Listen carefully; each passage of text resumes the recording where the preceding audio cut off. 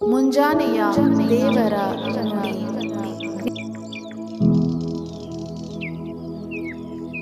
ಯೆಶಯ 48:18.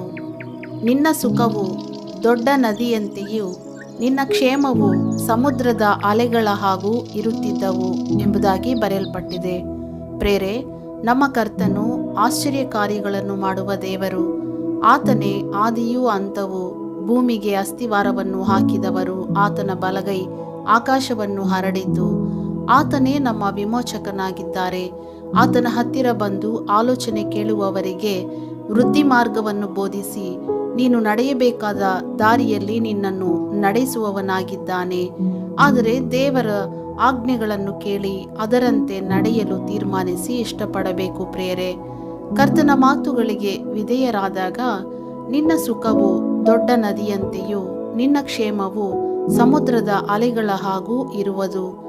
ದೇವರ ಮಾತುಗಳಿಗೆ ಕಿವಿಗೊಟ್ಟು ನಂಬಿರುವ ನಿಮ್ಮೆಲ್ಲರ ಜೀವಮಾನ ಕಾಲವೆಲ್ಲ ಸುಖವೂ ಕ್ಷೇಮವೂ ಸದಾ ಹಿಂಬಾಲಿಸಲಿ. ಆಮೇನ್.